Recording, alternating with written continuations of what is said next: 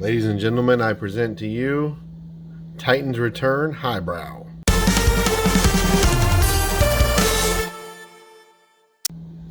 So today we are looking at Titans Return Highbrow. This is the figure right here. I do not have the packaging for this one because I bought this one secondhand, but I think he is a very good looking figure. Let's get up close here and take a quick look. Now, as you may know, these were re-released as Walmart exclusives as retro headmasters with a more Japanese cartoon accurate head. But this is actually the Titans Return version, which has the American version of the head. I got this one because I really like the way this figure looks, the paint apps and stuff, and I like the head. I do also have the retro headmaster version. They are very similar. There is some different paint, as you can see, on each side, and the heads are very, very different. But they are the same general construction, and other than some color differences, they're very similar toys. But today, we are looking specifically at the Titans Return one. So first, let's take a look at his accessories. You get these two guns, which are painted in a nice sort of a gunmetal gray with some blue accents. I think it is actually cast in blue plastic.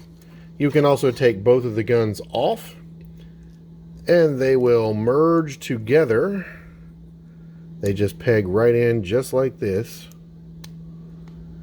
and make a sort of super gun that he can carry, and also sort of a little vehicle for his head. If we pop his head off here, you can see his Titan Master here, or Headmaster if you're more familiar with that term. This is him right here, and he can actually sit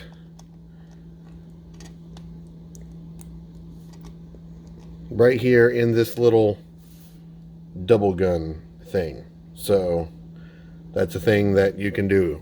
You can also put this back in his hand like that if you want to use it that way. That is another cool option. But since he's apparently lost his head, let's go ahead and look at him transformed up. He's a pretty simple transformation here. You're just going to fold his hands in,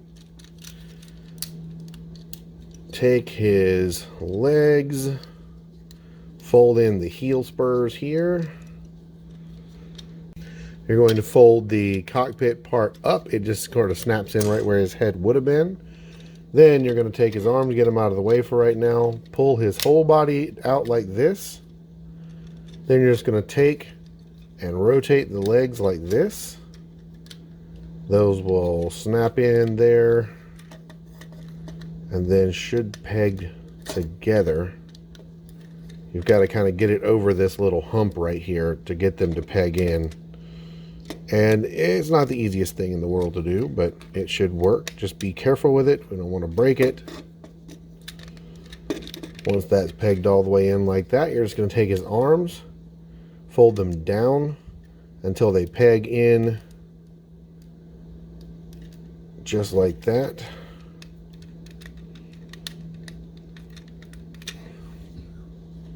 This, you're going to take his guns like this. You're going to put the wheel side down, and these will peg in right here in these little ports. The handles actually stick this way, and that'll give him landing gear, and then you can pull down this third one, and there's his landing gear. And he is transformed completely into heliplane mode, or whatever this is supposed to be. Now you can also open the cockpit here, and his little headmaster will sit down in there when he is in plane mode. And there he is. I think the plane mode looks pretty good. As you can tell by looking at this, there's really not a whole lot to his transformation. He doesn't change very much, but he is a pretty cool looking character. Pretty true to the original one, only way, way nicer. So let's get him back into robot mode, and we will go over the articulation and stuff.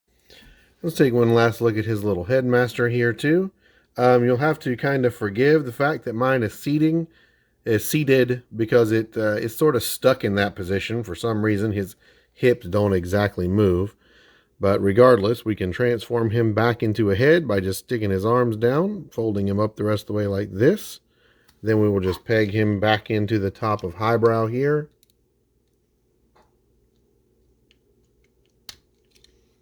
And there you have Highbrow once again in his robot mode. Now, as far as articulation goes, these Titan Returns figures were pretty good for their time. And he has, his head is on a ball joint, as all headmasters are. He can look down, he can look up, he can wibble and wobble here a little bit. He's got full 360-degree shoulder. You can also go up and down a little with the shoulder if you need to. He can go out this far, down to the side. He's got 90 degrees at the elbow. The wrist does not swivel, but does move back and forth like this. No waist anything. He can't ab crunch, he can't turn, nothing there, but you do have a thigh swivel. You've got over 90 degrees of bend at the knee and no ankle articulation at all, which is pretty typical of Titan's Return characters. But even though it is an older figure and it is not quite up to like the War for Cybertron line as far as articulation and stuff goes, I think he's a really nice looking figure. I originally was not going to collect the Headmasters, and getting this one is what got me started on that. So, and now I've bought almost all of them. So I pretty much have all the Headmaster line now. But he is a very cool figure. I think he looks really good. Let's get him one more time for comparison. Let's compare him to War for Cybertron Voyager class Soundwave. A little shorter than him. And then one more time, let's take a look at him next to his Retro Headmaster version. They said both very cool, different paint apps. Kind of worth having both in your collection if you really like the Headmasters. But all in all, yeah, I have to say it's a pretty good figure. I really like him a lot. So there you have Titan's Return Highbrow. He is a cool figure. I'm glad I was able to share him with you. Drop this video a like if you like him also. And think about subscribing, as I am trying to grow this channel. This is my third review ever. And I will see you guys hopefully in the next video. Thank you for watching.